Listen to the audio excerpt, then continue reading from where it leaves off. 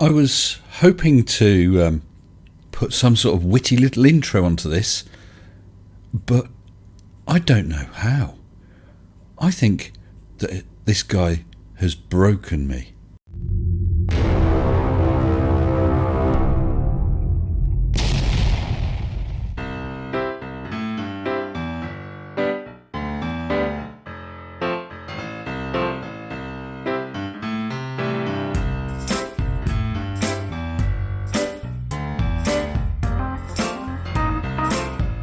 Now this guy is Darius Savage, someone I hadn't heard of before. And on this video it says, I have a PhD in physics and mathematics. I graduated from Harvard and Yale Law back in 2009. I've been working on this formula endless for about 11 years straight. These are my results. So of course, when it comes to maths, we all know, and I happily admit, I'm not the best. So I approached this with trepidation. Thankfully, Darius starts off with an intro as to what his ideas are about before he goes into the mathematical proof of it. Before we look at that, massive thanks to my amazing patrons and members. I want to give massive thanks to all of my supporting members and patrons. Thank you all so very much.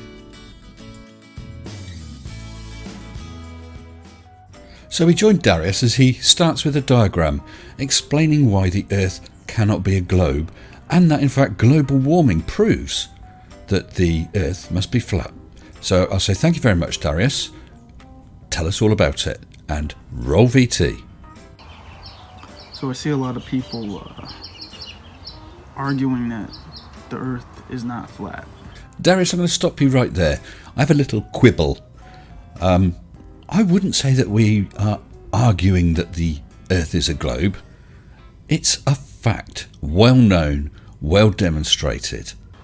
So I'm going to use their science to disprove them wrong. Well, kudos to you for that, Darius.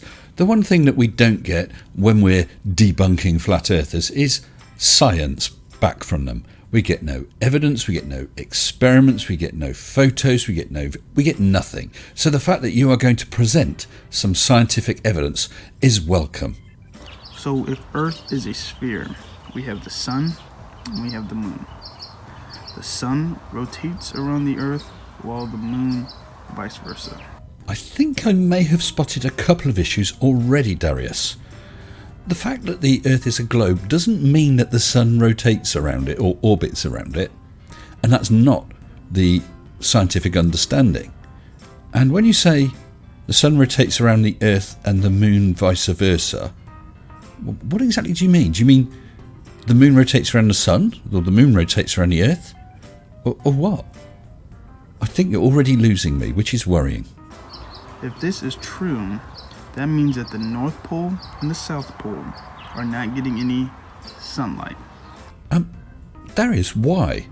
Even in your little diagram there, you can see that the North Pole would get sunlight. But we know, in fact, that is false. We can see pictures in daylight time when people are at the North or South Pole. The problem that we're currently facing in the world is that the polar ice caps are melting. Well, it's good to see that you're accepting that there are both North and South polar ice caps, and that global warming is a thing. But how can that be possible if Earth is a sphere? I don't quite follow. I don't see the problem. It can't get direct sunlight. It's not possible. Again, your own diagram shows that the sun can shine at that point on the North Pole. The only way that is possible is if the Earth is flat. Okay, your model then, sir. Which in fact, it is. A little bit of science here. Now remember people, the more you scream, the more I'm going to show you. So in the middle of the Earth, we have the polar ice caps. Oh, I'm sorry, I must have misheard you. I have a cold. Would you mind repeating that, Darius? So in the middle of the Earth, we have the polar ice caps. 4 ice caps. The northern ice cap, the southern ice cap, and what? the eastern and western ice caps, of which I have previously been unaware? On the outside of the Earth, we have landmass. We have the sun directly impacting the polar ice caps. This is what's being coined as the North Pole, and this is being coined as the South Pole. So, the North Pole is quite close to the South Pole then. I suppose that saves a hell of a trip for any polar bears who want to go and visit the penguins.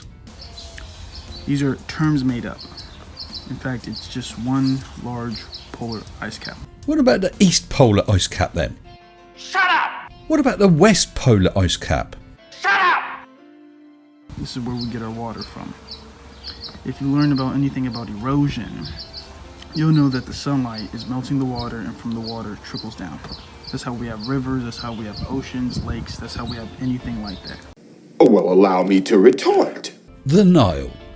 That's a river in Africa, which is quite a distance from both the North and South Pole, to say nothing of the East and West Poles. Today's video and sarcastic responses have been sponsored by Big Kahuna Burger. And as Jules says, this is a tasty burger. So we apply the same method. The sun is rotating back and forth with the moon, and as a result, the polar ice caps are melting. And this is very devastating to our land because it's destroying the land and it's rising the sea levels. It's going to be a point in time where we have no more land mass, and it's just going to be a water world. Okay, Darius, I'm not going to bother breaking that down other than to point out that rotating doesn't mean going back and forth. We need to move on before one of us dies. So we know that the sun apparently keeps crossing the poles and melting it. So we've already proven that the Earth is flat. Now I'm going to break it down in math. Well, Darius, I don't think I go quite as far as to say that you have proven the Earth is flat, but onto the maths then. I'm ready. Since if the Earth is a sphere, it'd be 300, not 300, my bad. It'd be pi, which is represented by 3.14. Whoa there, Cupcake. I thought you said you had a PhD in physics and mathematics, and yet you're stumbling over whether pi is 300 or 3.14 or not. And it's not represented by 3.14. That is what pi is, 3.14159265 rounded off to 10 decimal places. Ladies and gentlemen, at this point, the management highly recommends facepalm protection. Thank you. So if Earth is in fact what we say is a sphere, we'll look into the math real quick. I'm going to stop you there a second, Darius.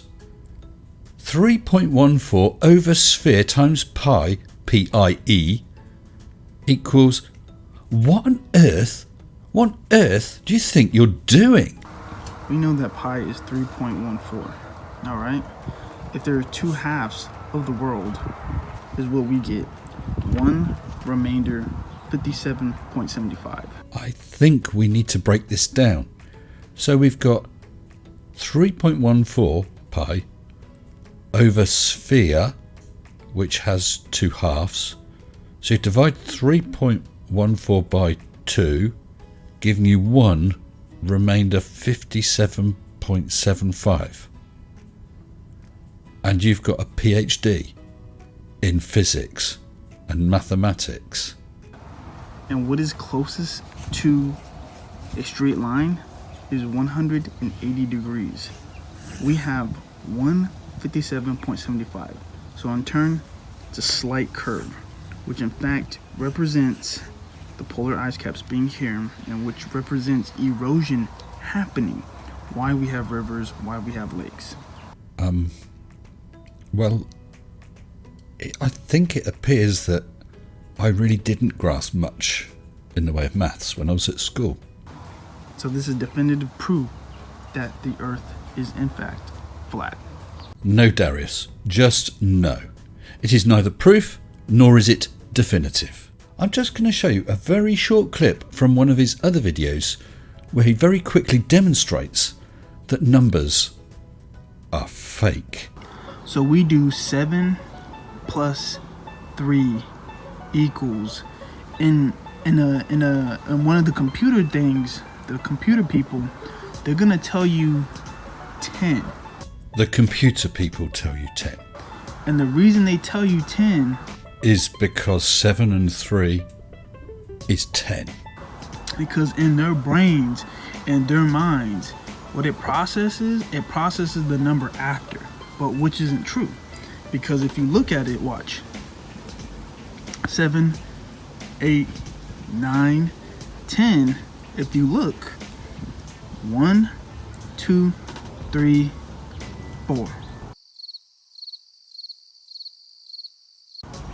That's 4 numbers. So how can 3 plus 7 be 10? But to even get to 10, it's 1, 2, 3, 4. Many Bothans died to bring us this information. I know exactly what you're all thinking. This has to be some sort of a wind-up. However, I did spend a little bit of time looking through the comments to these videos. I'm going to leave you with this pearl of wisdom. Us real human beings are going to continue to live life on a flat earth. Numbers are fake. Prove that a circle is 360 degrees Fahrenheit.